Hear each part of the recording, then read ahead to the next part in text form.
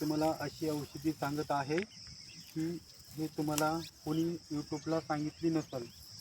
तर ही औषधी लेडीजसाठी आहे आणि जेंट्ससाठी पण आहे.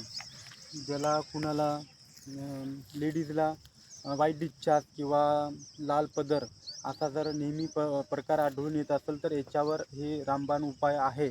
आणि जेंट्ससाठी जर त्याला जर शीघ्र पतनची शिकायत आहे आणि बार बार नाईट फॉल्ट होत असेल तर त्याच्यासाठी हे उपाय आहे.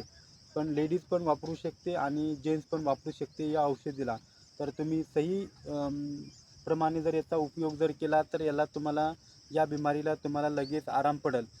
कितीही दिवसाचा व्हाईट डिस्चार्जचा प्रॉब्लेम असेल तर ते लगेच तुम्हाला 10 दिवसाच्या अंदर ते बंद होऊन जाते. आणि लाल पदराचा जरी प्रॉब्लेम असेल तरी लगेच ते या औषधीनं बंद होऊन जाते. तर अशी औषधी आहे, याचा तुम्ही या औषधीचा बरोबर जसं सांगलं तसं लाभ घ्या आणि तुम्हाला लगेच याचा रिझल्ट मिळेल. तर मित्रांनो, आम्ही थोडं बाहेर आलेलो होतो, तर बघा थोडं इकडे या ठिकाणी औषध ढूंढण्यासाठी तर ते आम्हाला औषध भेटलं. तर या झाडाला वाशिम वेल असे म्हणतात. तर मित्रांनो बघून घ्या, हे आहे वाशिम वेल, वासमाचा वेल असं म्हणल्या जाते. तर हे आहे. तर याला जर तुम्ही दुधामध्ये जर एक पान जरी तोडून टाकलं तर दुधाला लगेच घट्ट करून टाकते.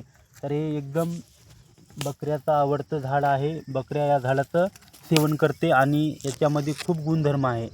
तर आयुर्वेदिकमध्ये पण याचा उपयोग आहे. तर तुम्ही या झाडाचा पाला जर ज्या लेडीजला व्हाईट डिस्चार्ज किंवा लाल पदर याचा प्रयोग असेल किंवा असा आजार असेल तर त्याला तुम्ही एवढी पानं 4-5 पानं जर कुटून जर गिलासामध्ये जर टाकून पिले तर तुम्ही असं जर रेग्युलर उपाशीपोटी 5-7 दिवस जर केलात तर तुम्हाला याच्यामध्ये लगेच आराम मिळेल. तर हे आहे वासमाचा वेल, कुठेही भेटणारं झाड आहे. आणि मुलांना पण असंच मुलांना जर स्वप्नदोषाचा प्रॉब्लेम जर असेल तर त्यांनी पण असा जर उपयोग केला तर त्याला बी लगेच आराम पडते. कारण त्या वासमाच्या वेलामध्ये खूप खतरनाक ताकद आहे. जे जुनी लोक होते तर अशाच वनस्पतीचा वापर करत होते आणि त्याला लगेच लाभ मिळत होता. दवाखान्यामध्ये पहिले खूप कमी जायचे, कारण तर दवाखान्याची तयारी नसल्यामुळे तर लोक अशा वनस्पतीचाच उपयोग करत होते. तर मित्रांनो, तुम्ही याचा वापर नक्की करून बघा मित्रांनो. तर पुढचा व्हिडिओ तुम्हाला मी नक्की चांगला टाकेल चांगल्या औषधीबद्दल. आणि माझ्या चॅनलला लाईक करा, फॉलो करा आणि सबस्क्राईब करा मित्रांनो. धन्यवाद.